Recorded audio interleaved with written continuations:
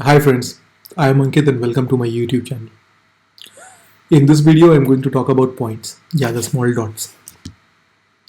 In my humble opinion, those small dots, which are sometimes taken as the symbol for conciseness, we hear this phrase to the point very often, need, or rather I should say deserve, quite an elaboration. Let me tell you this.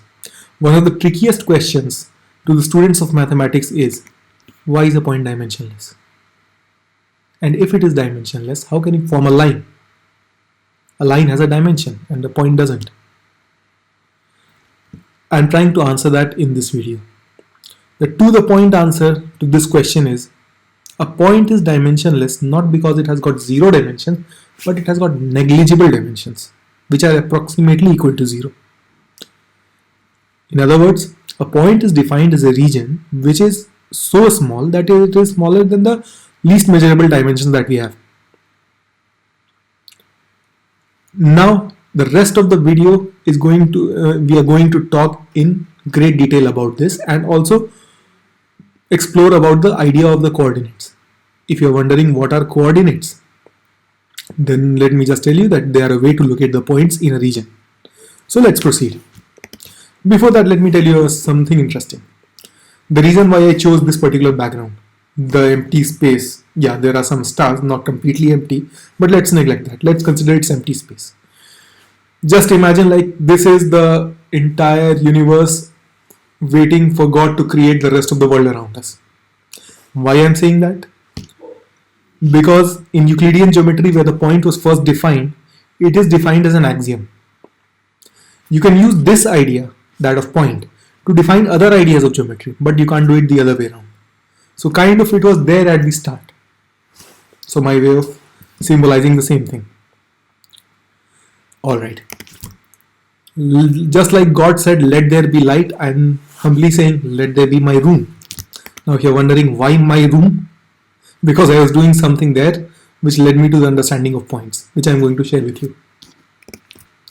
So you can see the three walls of my room, a wall clock, my table, my chair, books, my laptop. So the activity that I was trying to do was, I was trying to mark the positions of all the objects in my room. So that if I go away and something moves, I get to know when I come back. So for that, I decided to choose a fixed place. And I randomly decided to choose the center of the wall clock as the fixed place. So here's my wall clock. Now what should be the center of this wall clock? Can this be this circle, this one, or the yellow circle? Or should we go even smaller? Or can all of them be the center? Which one is the most ideal candidate for the center of the circle? Well, if we go to the microscopic level, as I was just saying, we won't be able to see it. So a very small, very small center which we just can't see is of no use. Okay, so that means we are neglecting the very small ones. So what's the case with the bigger ones? Let's see this one. This is a big enough circle. So can this one represent the center? If it has to be equidistant from all the points of the circle. So let's try and check that. So what I did here is I took the distance, I measured the distance of a particular point on the circle with the center. After a few minutes, I repeated that and see what I found. There are two different distances of the same point from the center. Why? Because there are multiple locations from where we can take the distance. That just defeats our purpose. This can't be the center. It cannot offer us multiple locations to take measurements.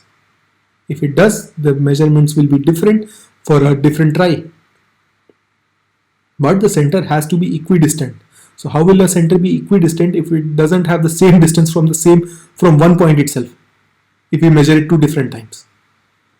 So this explains us that we can't have a center which has a measurable area.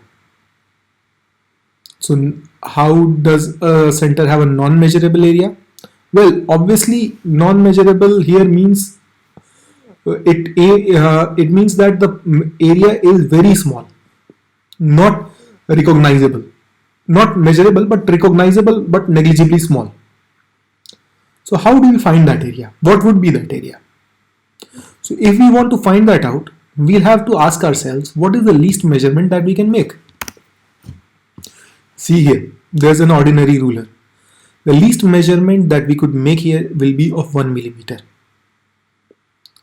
Well, if we use a vernier caliper, we can obviously go down, but let's also consider the human eyes, because we have to do most of the things with our naked eye regarding a circle's center. So we'll consider the ruler, and the least measurement we'll take as 1 millimeter.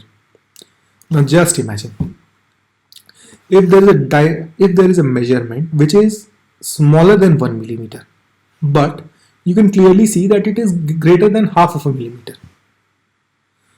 I think you can consider it as 1 millimeter because the error will be marginal, so your estimation can be justified. Similarly, some measurement is smaller than half a millimeter. It is too small and you can neglect it. So by this logic, if we want the center of a circle to have very small area on the range of negligibly small area, it has to have length and width smaller than half a millimeter. We'll try to put the things into perspective. We have a point of the compass resting on a scale here. I did that to show you the actual size of a point. Please remember here that this is a well machined tip. But if you are going to mark a point with a pencil by impressing it on a piece of paper, it will obviously be of bigger size than the tip of this point.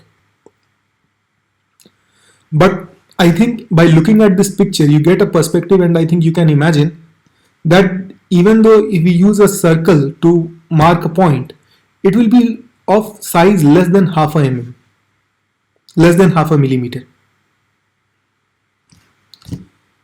So moving ahead or looking back at what we have done, we have basically set an upper limit for the size of a point. It cannot be more than half a mm in length and in width, like this square. This square represents the boundary of a point. A point can be anything of any particular size which is less than the size of this square.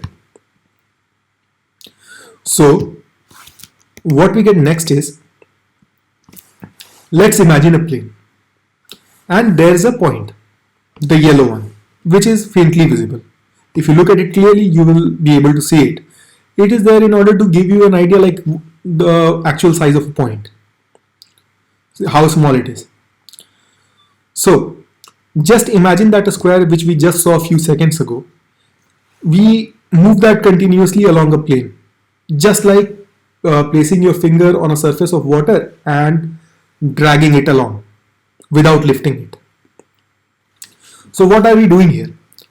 We are changing our selection of place in a particular manner, in a peculiar manner, such that the progression of the points, the progression of the small regions is only along a particular direction, either of the length or the width. Something like this or that. So here what has been done? The point has been moved in a particular or a peculiar way such that only points are getting added or only new places are being selected along a particular direction. So now what happens? There's a collection of points such that one dimension or along one direction there will be a measurable dimension, and along the other direction there will be a non-measurable dimension. So we have got a figure which is measurable in one direction and negligibly small in another direction. In other words, we have got a one-dimensional figure. If the progression of the points was such that it progressed in both the directions, like it also went this side and it also went this side, then we would have got a two-dimensional figure because both the dimensions would be measurable. So now another thing which I would like to show, yeah, that figure was just to help you imagine like how it would be on if you move your finger on the surface of water. That effect, not figure, I'm sorry. So just look at this figure. There are 2 points. This will explain you in detail about the thing which I was talking just a few seconds back. So just considering 2 points close by, if we consider them together, the length will be greater than half a mm, the width will be smaller than half a mm. So we will have a measurable dimension along the length and a non-measurable dimension along the width, which clarifies what we were talking just a few moments back. So that is why a line will have a dimension, one dimension measurable. So I hope this clarifies how a point can form a line, how points together form a line, even though points don't have measurable dimensions of their own, though they have negligible dimensions. So till here, what we discussed clarified the meaning of a point. Now what we are going into will define how we locate a point. And one more thing I would like to tell you. We already discussed this. This square only represents the boundary of what a point can be. Inside that boundary, a point can take up any shape, any form. So these circles represent the actual point. These squares just represent the boundary that it has to be less than this. As far as it is less than the size of the square, we are fine. We need to call it a point. Now, you see this line on the screen. We just discussed that if a point is being moved in a particular way,